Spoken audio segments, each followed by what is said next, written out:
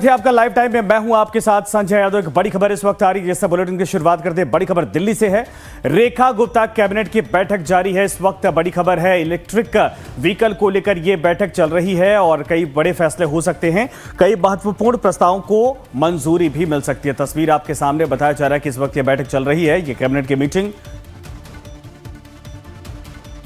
और यह बड़ी खबर, दिल्ली में रेखा गुप्ता कैबिनेट की बैठक जारी है, जहां पर इलेक्ट्रिक व्हीकल को लेकर बताया जा रहा है कि मीटिंग ये है और ऐसे में कई बड़े फैसले लिए जा सकते हैं। लेकिन आपको बता दें कि इससे पहले भी कई दफा जो बैठकें हुई हैं, बड़े बड़े फैसले लिए गए हैं। चाहे यमुना की सफाई का मामला हो, चाहे रोड के कंस्ट्रक्शन का मामला हो, चाहे पूरे इलाके में बिजली सप्लाई से लेकर कई ऐसे मुद्दे हों जो आम जनता से सीधे जुड़े होते हैं, उन सभी मसलों पर बड़े फैसले लिए गए। लेकिन एक बार बड़ी खबर है कि जो इलेक्ट्रिक व्हीकल, चूंकि दिल्ली में पोल्यूशन लेवल को कम करना है, अभी बहुत जल्दी फैसला आया था कि 15 साल की गाड़ियों को पूरी तरीके से सीज कर दिया गया है और अब उनको दिल्ली में न पार्किंग की और न ही चलने की परमिशन है। ऐसे में इलेक्ट्रिक व्हीकल को लेकर यह फैसला काफी अहम माना जा सकता है, अगर यह फैसला, इसमें बड़े फैसले लिए जाते हैं, क्योंकि आने वाले वक्त में दिल्ली में कई समस्याओं से, एक तरह से कहा जाम से भी, इन सब के अलावा जो पोल्यूशन लेवल है, दोनों से मुक्ति दिलवाना है, तो बड़े और कड़े फैसले लेने होंगे। ऐसे में इंतजार है कि आज जब यह मीटिंग खत्म होती है, उसके बाद क्या फैसले होते हैं, किन बातों पर मोहर लगती है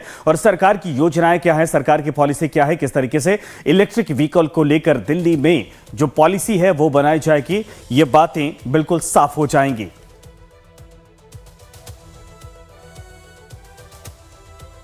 शालिनी हमारे साथ, हमारे सहयोगी जुड़ गई हैं। शालिनी, क्या कुछ बैठक में अभी मंथन चल रहा है? कहा जा रहा है कि इलेक्ट्रिक व्हीकल को लेकर ये बड़ा फैसला इसमें लिया जा सकता है, क्या वो फैसले हो सकते हैं?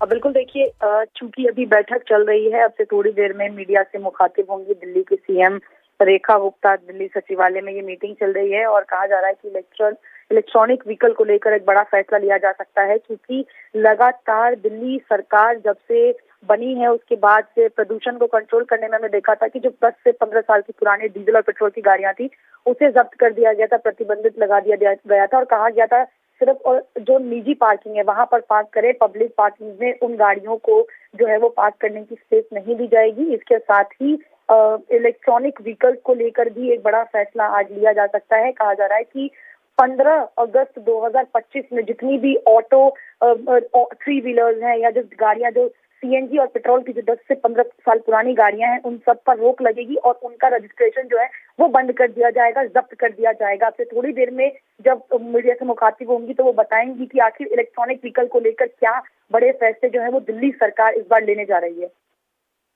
बिल्कुल सही आपने कहा, लेकिन अभी कुछ देर पहले देखा गया था कि जो 15 साल पुरानी गाड़ियां, उनको पूरी तरीके से बैन कर दिया गया। इवन पार्किंग तक की अब परमिशन दिल्ली में नहीं दी गई। क्या ये माना जाए कि पोल्यूशन लेवल को कम करने के लिए सरकार का यह बड़ा कदम है कि इन गाड़ियों को एक तरह से धीरे धीरे पूरे सिटी से, शहर से बाहर किया जाए और इलेक्ट्रिक व्हीकल की तरफ फोकस किया जाए? बिल्कुल, देखिए, और ये फैसला इसलिए भी सही कह रहे हैं आप कि दिल्ली में प्रदूषण के लेवल को कंट्रोल करने के लिए लगातार इसको लेकर प्रयास कर रही है दिल्ली सरकार।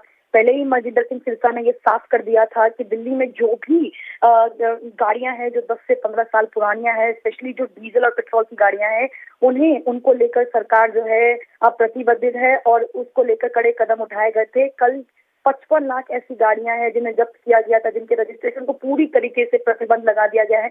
अब इस कड़ी में अब इलेक्ट्रॉनिक व्हीकल्स पर जो है दिल्ली सरकार चाहती है कि ज्यादा फोकस किया जाए, क्योंकि अगर आप देखेंगे पहाड़ी राज्यों में कई ऐसे राज्य हैं जहां पर इलेक्ट्रॉनिक व्हीकल्स को बढ़ावा दिया जा रहा है। ना सिर्फ पहाड़ी राज्य बल्कि देश के तमाम राज्यों में इलेक्ट्रॉनिक व्हीकल्स की तरफ जो सरकार है वो बढ़ रही है ताकि प्रदूषण को कंट्रोल किया जा सके। ऐसे में दिल्ली सरकार भी ये चाहती है कि पिछले कुछ सालों में जिस तरीके से एयर क्वालिटी इंडेक्स दिल्ली का पुअर या सीवर कंडीशन में रहा है, ऐसे में उसको किस तरीके से सुधारा जाए, इसी को लेकर आज अधिकारियों के साथ बैठक की है और बैठक में कई बड़े फैसले जो हैं उस पर आज मोहर भी लग सकती है। बिल्कुल सही आपने कहा।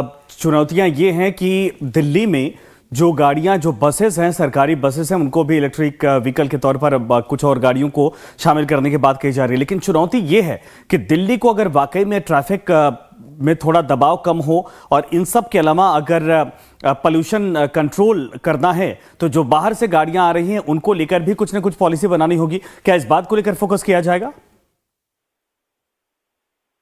कि जो बाहर से गाड़ियां आ रही हैं उन पर भी अब कंट्रोल लगाया जाएगा, क्योंकि हमने देखा है कि जब पोल्यूशन का स्तर बढ़ता है, खासतौर पर BS3 और BS4 की गाड़ियों की एंट्री पर जो है पूरी तरीके से रोक लगा दी जाती है। अब चूंकि दिल्ली में जो गाड़ियां पहले से ही 10-15 साल पुरानी हैं, उन पर तो रोक लगा दी गई है, लेकिन अब फिलहाल सरकार चाहती है कि जो गाड़ियां दिल्ली के बाहर से आ रही हैं उस पर भी रोक लगाई जाए। उसको लेकर भी नई पॉलिसी जल्द ही पर्यावरण मंत्री जो है मजेंद्र सिंह सिरसा वो लेकर आएंगे। तो आप कह सकते हैं कि आने वाले कुछ दिनों में प्रदूषण को कंट्रोल करने के लिए दिल्ली सरकार और कड़े कदम उठा सकती है।